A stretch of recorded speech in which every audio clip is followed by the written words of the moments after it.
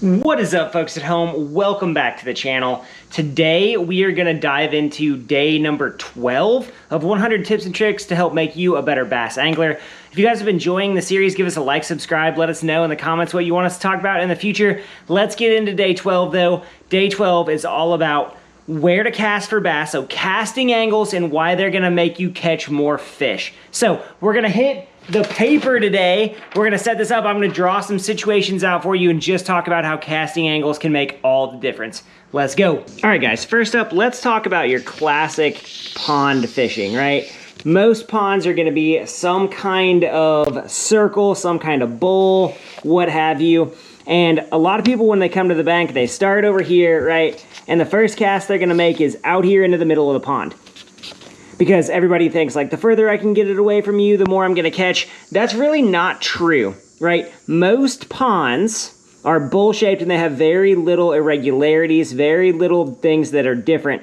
So what I'm looking for when I'm fishing a pond, let's say I'm walking bank, you have to imagine there's what's called a sight line in a pond, meaning that there's a shadow around the entire pond where you can see, and where the fish can see. In the shallow water, they can see stuff up here. So maybe there's like lily pads over here. Maybe there's like a dock or something over here.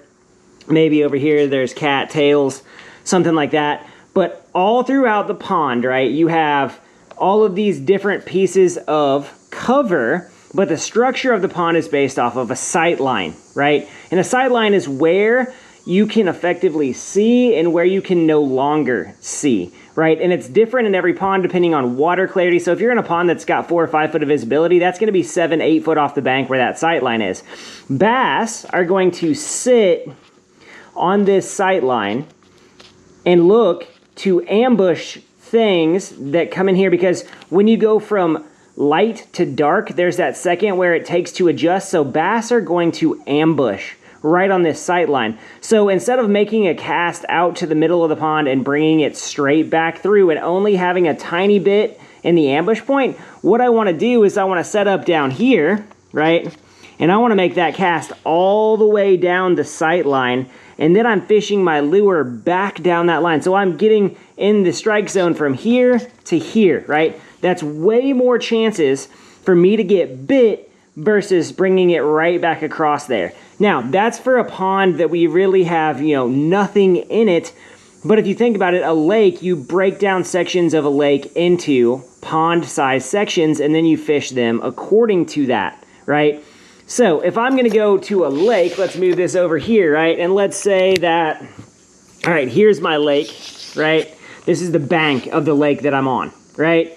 And right up here, we have like a bridge that's going across the lake, and then the other side of the lake is gonna taper out over here, and this is where I can fish.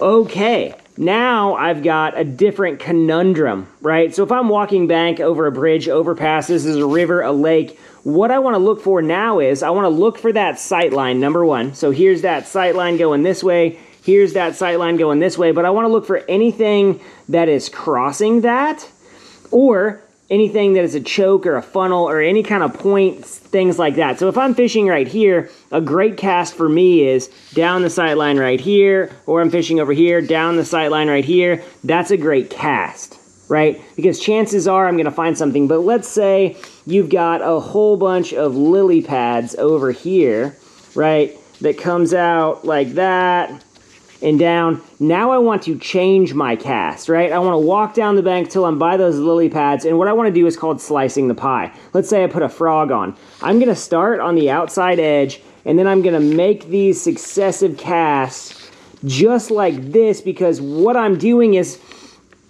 if this is all vegetation, I don't want to spook things out of here prematurely.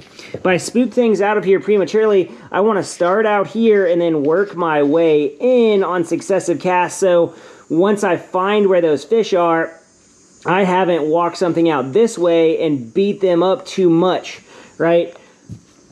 From the bank, it's super duper important that you slice the pie like that and really, really, really narrow down where those fish are gonna be, right? So now let's totally change the dynamic here and talk about, we talked about cover, we talked about structure a little bit. Let's say I'm fishing a pond, here's my pond, right? And this is what it looks like.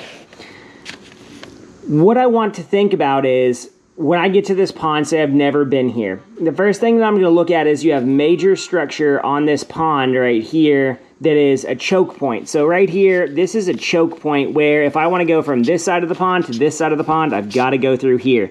So that's a good space to look for. Now, what I also want to think about is if the wind is blowing, right? And if the wind is blowing this way, let's say the prevailing wind is blowing this way, I'm going to start, right? On this pond, I'm going to start over here. And what I'm going to do is I'm going to slice this pie through here and see if I can figure out where are fish more active, right? If the wind is blowing, I can already tell that this bank over here is going to have way more action on it, simply because the bait fish will be more active over there, the bluegill will be more active over there, the ambush spots are better. But what I'm doing by determining this is the most active spot on the pond, or the most place where I can hit the most depth zones, is right here at that choke point, right? Then I move out from that. I'm probably gonna walk this direction on this pond, go over this way, and really start slicing here, right? Can I find where they're active? What are they eating on? Then I'm gonna go here and really work this way, right? Then I'm gonna go here and really work this way, because I think the sweetest spot on this pond is this spot right here where that wind is funneling stuff in. And you've got a nice transition right there from that choke point. So slicing the pie when you fish ponds can be super duper important, and it's gonna help you catch a lot more fish. Your casting angles are gonna matter a lot more.